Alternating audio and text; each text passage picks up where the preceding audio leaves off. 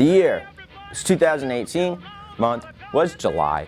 My family, well really, just my mom decided to move out to a new little farm in the middle of nowhere in our town, Zeeland.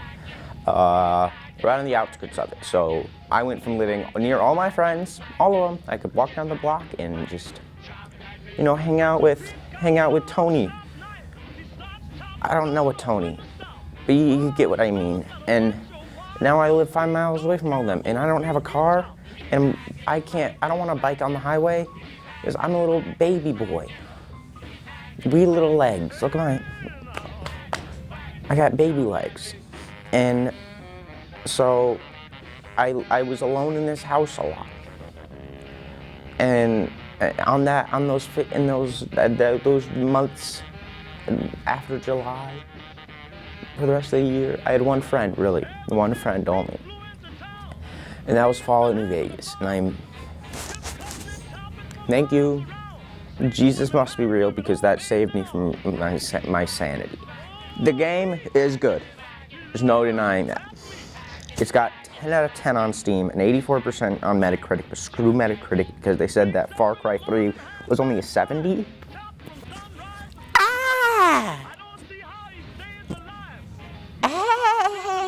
We're talking about cowboy or girl, mailman today.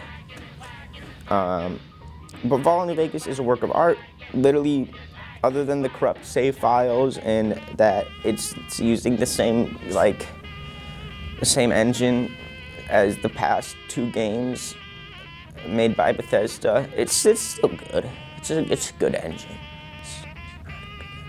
But it was good for the time, and the fact that Bethesda continued to use it for 2 more games shows just how good it is. Let's talk about the game. You play as your own made character, and you can make them as smexy or ugly as you want. I always go for a little bit, I just go for whatever makes it look like I just shot up 30 cc's of wazoo, and, makes my character look like a crack addict.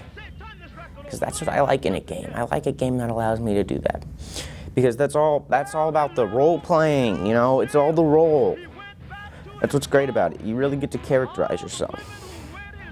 Story goes, you get shot in the head delivering mail, and you wake up in a small little town, and you gotta what? You gotta go to New Vegas? What I thought was no, there's New Vegas. New Vegas, baby. And what's the Hoover Dam gotta do with all this? Damn, man. What? Caesar's Legion? I didn't know he traveled back in time. Hope you got that all. Now let's go into why I like this game. The combat. The game uses what's called VATS, or Vault-Tec Assisted Targeting System, where you can slow down time or stop time in this one, and you can zoom in on what you're gonna shoot, and you can see the percentages of how you're gonna shoot them, on a target. But you can only do this a few times before you gotta reload your AP. I'm now gonna only say the bad thing. The only bad thing I can say about this game. The fighting without VATS is a little bad. It's a lot better than Fallout 3, though. Fallout 3's fighting without VATS was very icky. But after a couple playthroughs of the game, you get to understand, so you just gotta devote a bunch of time into it, Play the game! Play it.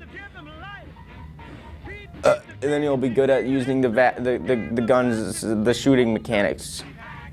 Yeah, and now we're gonna talk about my main thing about this game that I like. I really like the DLCs, or downloadable content, the add-ons, because they all follow a story, and in them, there's this guy named Ulysses who plays little bits or big bits to play into the story.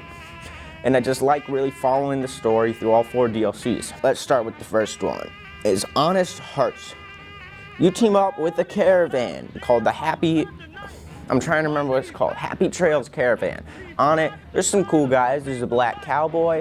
There's a guy in another Vault-Tec suit, but he's addicted to drugs, and you can give him more drugs. I love role-playing games. And you can only bring a couple of your items, because you have a weight limit of 150. And then the weight limit thing, all your equipment has different weights, which pretty much a weight limit of 150 means you can bring your armor and maybe a gun or 2. You team up with Mr. Mummy guy who loves Jesus, Joshua Graham, and with his team of like Zion Native Americans, because you go to Zion in this. Did I say that already? You go to Zion, the canyon, and in it you meet Mr. Mummy Man and his Jesus followers, who are descendants of the Native Americans, and you team up against like these bad guys and their leader, Salt Upon Wounds. First, a little bit about Ulysses, and this is Ulysses taught the bad guys how to use guns, because they were originally like some nobody Native American tribe, but now they're a nobody Native American tribe with a decent amount of training, and they all have dreads, which is pretty cool. And in it, you can either kill him or you can spare the leader. I always kill the leader, because then you can get his cool headpiece. Second DLC is Old World Blues. In this, Ulysses does a little thingy with Father Elijah. Father Elijah will have a lot to do in the next DLC. But you see, Ulysses still took a little bit to do in this one. This one probably has the least to do with Ulysses. But in it, you get sent to Science Wonderland, Big Mountain, and you get lobotomized. They take out your brain. It's all good though. And you get to meet up robots. You get to meet robots with eyes and TV screens, and you do tasks for them. And I'm gonna say, this one is my favorite DLC. It kicks my ass whenever I do it, because I always go to it at way too early of a level. But it's the most fun because I think it has the most side quest, like the funnest side quests, the most fun stuff to explore, the best enemies in any of the DLCs, and probably just the coolest, like, areas. There's like a big mine of crystals and shit, and that's the only one I can think of off the top of my head. But you also get to fight giant robot scorpions. That's cool. Yeah.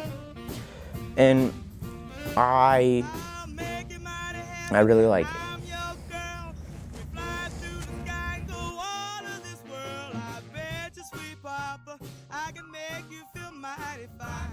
Hey, third DLC is Dad Money. This one is spooky.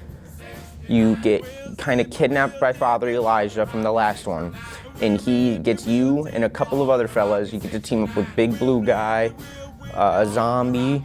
They're called ghouls, if I want to be politically correct.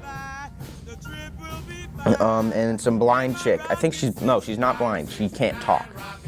And you team up with them, and you have to, do a heist on a hotel trapped in time by red fog. And if you don't do it, you will die. And in it, there's some deep story to it. Like, if you do all the side quests and all the little things, you'll hear stories of like people falling into hubris. That Greek term, anybody remember hubris? Look it up. About falling prey to hubrisness, and in it, at the end of it, it's a really great choice. You could take a bunch of gold bars, or you could leave them. I don't think I've met a single person who doesn't try to take all the gold bars, because you can get a lot of money for them, and then you can buy a bunch of stuff at the gun runners when you get back to New Vegas. I'm just saying, greedy people don't learn from stories. It's a good story, but people want a lot of money. Yeah, that DLC is probably the hardest one out of all of them, in my opinion, because you don't get anything. They take away everything from you. Your armor, gone. Your weapon, gone. Your virginity, gone. And it's a hard DLC, but it's a fun one. Just kidding. It's not fun. It's really hard. Lastly, we're talking about Lonesome Road. This is the one where you get to finally meet Ulysses. You get to go to like some nuclear launch base, and like you can either launch these missiles or not. I always choose to launch them because it's fun to launch missiles. And in it, you get to fight some weird versions of ghouls, and it has probably some of the coolest headpieces of armor, and probably the best fighting in the entire game. But in the end, you meet Ulysses, and you can either fight him or fight him or not, but it's hard not to fight them unless you have really good speech, which I do always, because I like to, I like to get out of things by just talking. And you get, in all DLCs you get special weapons and stuff. But this one's got the coolest in my opinion. For example, we got Azetoin, the helmets, and then more helmets. You should play this game. How am I gonna finish this up? To wrap everything up, Fallout New Vegas is a great game. It's a rushed game, yes, but it is a very good game. The map is a bit smaller than Fallout 3, I think. I do not know that. Do not fact me on that. But it's still a really good game. I think it's, for people that play Fallout or any role-playing games, it should be on your list of games you should play before you die. And I really like it. Okay, bye now.